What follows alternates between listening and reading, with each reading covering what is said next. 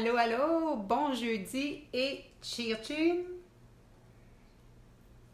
Je vous parle de cette boisson-là juste un petit peu plus tard, mais pour l'instant, c'est notre chronique du jeudi, notre chronique hebdomadaire, la question de la semaine avec Nathalie. Alors, ce lundi, je vous ai demandé si vous cultiviez vos légumes ou vos fines herbes ou si vous aviez un jardin finalement à la maison. Et vous êtes plusieurs à m'avoir partagé vos récoltes, vos photos en tout cas de vos récoltes actuelles. J'ai eu des belles photos de vos jardins. Plusieurs cultivent plusieurs choses et c'est super intéressant. Et aujourd'hui, je voulais vous donner 10 raisons pourquoi, dans le fond, faire un jardin à la maison, c'est bénéfique pour notre santé. Et vous allez voir que c'est probablement bénéfique aussi même sur notre longévité. OK, ici Nathalie Rousseau, experte transformation santé. Et ma mission, vous savez, c'est vous aider à être au sommet de votre forme en simplifiant l'alimentation, en simplifiant l'exercice pour que vous soyez débordant d'énergie. Et vous savez qu'en général, on dit qu'il faut manger des végétaux. La moitié de notre assiette devrait être en fruits et légumes.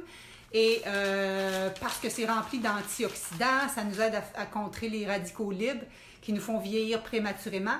Et pour manger des végétaux, il faut en avoir. Et en plus, c'est que les différents pigments qu'il y a dans les différents fruits et légumes, ce qui donne la couleur aux aliments, comme le rouge, le vert, le mauve, ce sont des grosses sources d'antioxydants.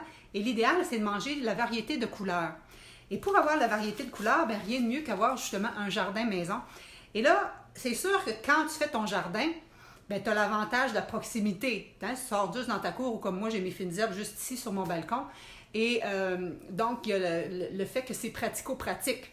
Mais il y a aussi d'autres avantages au fait d'utiliser, d'avoir notre jardin de maison. Et donc, j'aimerais ça que vous écriviez en bas pourquoi, dans le fond, vous avez un jardin, si vous en avez un, et c'est quoi vos principales raisons. En attendant, je vais saluer José, allô, écrivez-moi d'où vous venez en plus, ça serait le fun de savoir. Manon, allô, OK, donc vous êtes quelques-uns déjà, quelques-unes, ce que je vois à l'écoute. Et c'est sûr qu'on est en vacances, il y a peut-être moins de monde, mais moi je vais toujours être là pour les jeudis. Et quand moi je serai en vacances, j'en aurai de préparer en rediffusion si on veut. OK, quelques-uns des avantages, vous les savez, mais il y en a d'autres que je crois que vous ne savez pas. Premièrement, cultiver son jardin, savez-vous que c'est une super bonne façon de réduire notre stress? Parce que quand tu jardines, tu es dans le moment présent. Et moi, je me souviens quand j'ai été malade au début des années 2000, j'ai jamais tant jardiné, je rempotais, c'était plus au niveau des plantes que des légumes à ce moment-là, mais ça me passait mes journées, on dirait que je n'avais pas l'impression que j'étais malade et donc ça nous aide d'être dans le moment présent, d'être dehors, d'être dans la nature, ça nous aère les esprits, donc c'est vraiment super. Elle a dit que, Véronique a dit que c'est le goût qui est meilleur, il n'y a pas de pesticides. OK, super, donc tu touches 2 points, Véronique, je vais y revenir juste après. Donc, on parle de stress. Tant qu'à pouvoir parler du goût, je peux l'aborder tout de suite. Oui, le goût est meilleur. Pourquoi le goût est meilleur, vous pensez? Parce que c'est des légumes et fruits qui ont voyagé moins. En général, les fruits et les légumes qu'on a au commerce, ils ont traversé bien des kilomètres. Ils ont été cultivés avant maturité pour qu'ils soient encore beaux rendus au commerce. Et donc, quand tu les cultives toi-même, toutes les saveurs ont eu le temps d'exploser. Tu les as vraiment à pleine maturité. Donc, il n'y a rien comme une carotte du jardin. Je suis très d'accord avec toi. Donc, la saveur est augmentée. Ensuite de ça, le point de vue sécurité, c'était un autre de mes points. Point de vue sécurité dans le sens moins de pesticides. Quand tu cultives tes jardins, tu sais que c'est qu'est-ce que tu as mis. J'espère que tu n'as pas mis de pesticides. Donc, c'est plus sécuritaire pour ta santé. Parce que vous savez que les pesticides, c'est hormonomimétique, ça vient chambouler au niveau de nos hormones. Et quand nos hormones sont mélangées, il arrive plein de problématiques de santé, dont entre autres la difficulté de perdre du poids. Au cas où vous ne le saviez pas. Mais saviez-vous aussi que le fait de mettre des pesticides, ou plutôt le fait de ne pas en mettre, pourrait aider au niveau de la santé globale de la planète? Parce que, ça vous le savez, mais ça a passé encore aux nouvelles, mais ça avait sorti aussi il y a 3 ans. Il y a un chercheur allemand qui a démontré qu'il y a, dans les 27 dernières années, 3 décennies, c'est pas long, 75% moins d'insectes volatiles. Des fois, on est content qu'il y ait moins de moringans, moins de ci, moins de ça, mais il y a des espèces, comme on dit, qui sont éliminées. Et ça, c'est pas nécessairement positif parce que les insectes sont à la base de notre alimentation. C'est eux autres qui vont polliniser.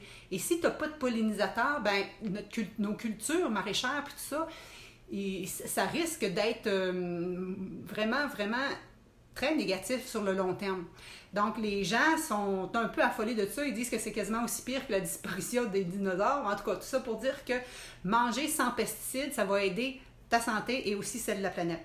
Parlant de santé, ça va aider aussi à dégager moins de gaz à effet de serre parce que justement, c'est tes légumes, tu vas les chercher dans ta cour. OK?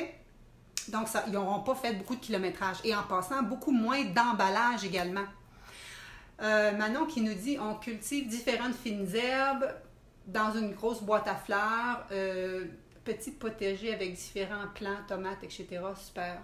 Les petites tomates, il n'y a rien de meilleur aussi que les petites tomates qui t'explosent en bouche. Donc, à date, on a parlé de réduction de stress, on a parlé de meilleure saveur, on a parlé de moins de pesticides, on a parlé de moins d'emballage, moins de kilométrage, donc moins de gaz à effet de serre. Savez-vous que c'est un super bon exercice de faire notre jardin? Moi, là, régulièrement, on commence mes cours le lundi, puis les filles, ils me disent « Oh, Nathalie, je suis raquée, j'ai jardiné toute la fin de semaine. » Parce que tu te plies, tu te lèves, tu prends des arrosoirs, c'est lourd, tu vas arroser tes choses, tu vas sarcler, tu vas enlever tes mauvaises herbes. Donc, c'est pour des gens, des fois, qui n'aiment pas dire « Allez faire de l'exercice, allez faire du gym », c'est bouger, ça, c'est pratiquement le meilleur exercice. OK? Exercice naturel, si tu veux, qui va être à la fois bon pour ta flexibilité, bon pour ton tonus musculaire, et peut-être ton cardio, là, dans le sens que si tu bouges beaucoup dans ton jardin, donc c'est vraiment un excellent exercice. L'autre chose, c'est que ça peut t'aider à réduire ta facture d'épicerie. On le sait parce qu'il n'y a pas d'intermédiaire, c'est toi qui les cultives. C'est sûr que des fois, on se dit, nous, là, on a des marmottes dans le jardin qui viennent de tout manger nos feuillages. Donc, c'est sûr que des fois, tu te dis, ouais, ça t'a coûté cher pour planter. Des fois, tes semis, si c'est pas toi qui les as partis. Des fois, on investit beaucoup pour préparer la terre et tout ça. Mais, je veux dire, au final, en général, ça nous aide à sauver au niveau de la facture d'épicerie. Là, je vais t'en dire un que tu n'es peut-être pas au courant. Ça a un effet thérapeutique. Et aussi éducatif. On peut utiliser jardiner là, dans les écoles là, pour apprendre la science naturelle, pour montrer aux enfants que les aliments, ils viennent pas juste des épiceries, pour leur montrer comment ça pousse, etc. Donc, c'est super. Mais aussi thérapeutique. On utilise ça dans les centres de personnes âgées où on utilise ça, par exemple, avec les gens qui ont le cancer, tout ça, mais mettons surtout les personnes âgées, parce qu'on dit que l'odeur, parmi tous nos sens, l'odeur, l'olfactif, c'est ce qui nous permet d'aller chercher vraiment des souvenirs lointains. Et pour certaines personnes qui sont à perdre la mémoire, ça les aide à se rappeler justement « Ah oui, je cultivais ça, etc. » Donc, c'est super positif, point de vue thérapeutique aussi. Ensuite de ça, ça l'aide à l'estime de soi et du sentiment d'accomplissement. Il y a une étude qui a été faite en 1996 sur 133 jardiniers. Et en comparaison avec d'autres personnes qui n'étaient pas jardiniers, qui ont bien voulu être bénévoles, si on veut, pour l'étude. Et ça a été démontré que les jardiniers avaient une meilleure humeur et une meilleure estime de soi. Et dans notre monde actuel, où c'est difficile, des fois on travaille sur des projets puis qu'on ne voit pas les résultats avant longtemps, le fait de jardiner puis que tu vois au jour, le jour que ça pousse un petit centimètre, une petite feuille de plus, une petite feuille de plus, un petit fruit de plus qui a passé. Donc, c'est super positif pour l'estime de soi, le sentiment d'accomplissement. Et moi, quand je coach, je dis toujours aux gens, essayez de sortir, à finir la fin de la journée avec au moins quelque chose que tu es fier dans ta journée. Bien là, quand c'est toi qui as fait pousser tes légumes, c'est incomparable. Élise nous dit « Mes petits-enfants ont fait avec moi le jardin et récoltent cette année, donc ils mangent leurs propres légumes. » Effectivement, nous, à chaque année, ce qu'on fait, c'est que ma fille décide qu'est-ce qu'elle veut planter dans le jardin. On y laisse son petit coin, c'est elle qui s'en occupe.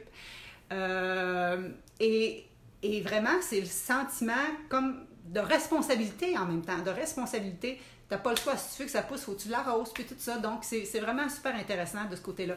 Donc, il y a le côté éducatif, le côté ludique, le côté créatif aussi, comment tu vas agencer ton jardin, comment tu vas faire ça, ton jardin.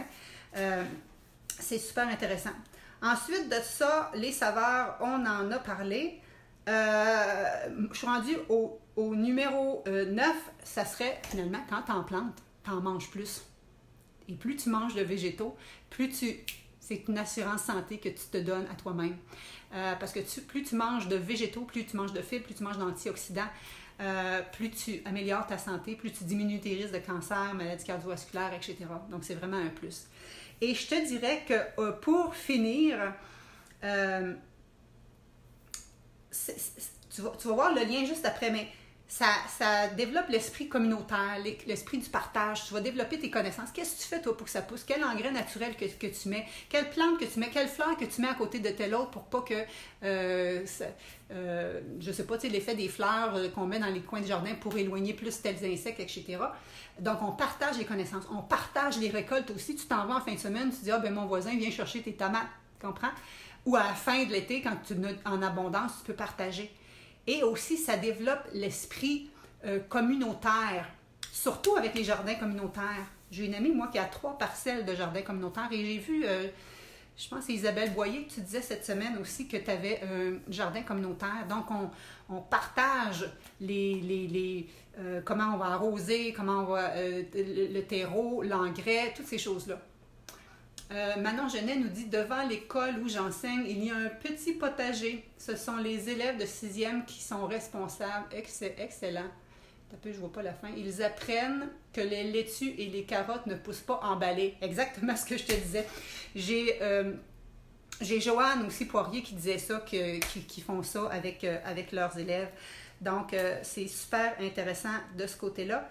Et ce que je voulais dire... Le communautaire... Ah oui! Pour revenir avec l'effet du communautaire, comment c'est bon. Allô Isabelle, je suis contente de te voir. Comment le communautaire peut jouer dans le fond sur ta santé. Je veux juste vous rappeler que les gens qui vivent le plus longtemps sur la planète, on appelle ça dans les blue zones. Une de ces zones-là, c'est Okinawa au Japon. Et il y a 5 critères qui ressortent de ces gens-là. Ce sont des gens qui cultivent la terre, qui plantent leurs légumes, qui sont retour aux sources, comprenez-vous?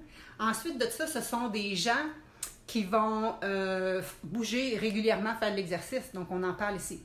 Ce sont des gens qui sont moins stressés, donc on en parle ici. Ce sont des gens qui vont manger beaucoup de végétaux. Leur alimentation, c'est 99% végétale. Ce sont des gens qui ont un sentiment d'être utile en société. Et ça, c'est ça qu'on parle. Quand tu cultives tes légumes, surtout si tu es fait dans un jardin communautaire ou etc., ou pour ta famille, tu as un sentiment là, que tu sers à quelque chose et que tu accomplis quelque chose. Et l'autre point, c'était de faire partie d'une communauté. Les gens qui vivent seuls vivent moins longtemps, c'est prouvé, que quand on est en famille, autrement dit. Et donc, tous ces points-là, on les retrouve avec le fait de faire son jardin de famille ou même son jardin communautaire. Donc, si on veut aider à améliorer notre santé, à améliorer notre morale, à diminuer notre stress, à améliorer notre sentiment de confiance en soi, à bouger plus et à améliorer, coûter moins cher pour notre budget et en même temps améliorer notre planète, pouf, on cultive notre jardin. Donc, je trouve ça vraiment extraordinaire. Et qu'est-ce qu'on fait après ça avec notre jardin? Bien, on le mange en abondance. Et je vais vous revenir juste dans une autre capsule avec ma petite recette de boisson rafraîchissante que je fais. Donc, qu'est-ce que vous faites avec vos herbes du jardin? Comment vous les conservez, vos herbes du jardin? Vous pourriez nous mettre en témoignage comment vous faites ça. Donc, les herbes, comme ici, c'est de la menthe qui peut pousser en quantité industrielle. Tu peux juste la pendre la tête en bas d'un endroit vraiment ensoleillé. Et une fois que c'est sec, tu gardes les feuilles dans un bac en métal et tu peux te faire tes infusions tout l'hiver. Tu peux aussi les garder dans des glaçons pour te faire des cubes de glace. Et donc, partagez-moi vos solutions pour conserver vos herbes. Je sais qu'on dit aussi dans les bacs à glaçons qu'on met de l'huile et que ça nous aide à conserver nos herbes et après ça, on les cuisine. Mais moi, je cuisine sans huile, donc c'est pas vraiment ma solution. Mais les garder sèches comme ça, je trouve ça super. Et sinon, les placer directement dans nos recettes, se faire des infusions justement pendant qu'il fait très chaud. C'est temps de canicule ici, probablement qu'à d'autres régions aussi. Alors, on les utilise pour faire des eaux aromatisées pour nous aider à boire plus justement par temps chaud. Alors, je vous remercie pour votre écoute et on se retrouve tous les lundis pour la question de la semaine. J'attends vos réponses et je ramasse tout ça et je vous fais une capsule le jeudi en direct. Si vous êtes de l'Outaouais, je vous rappelle que vous avez jusqu'à demain soir, vendredi, pour participer au tirage pour notre soirée yoga et méditation. Je vous en reparle dans un autre post. Alors, merci beaucoup. Bonne fin de journée. Si vous voulez plus d'informations, cette capsule-là va se retrouver sur mon site internet au www.natalierousseau.ca. Nathalie, pas de H. Merci. Bye bye.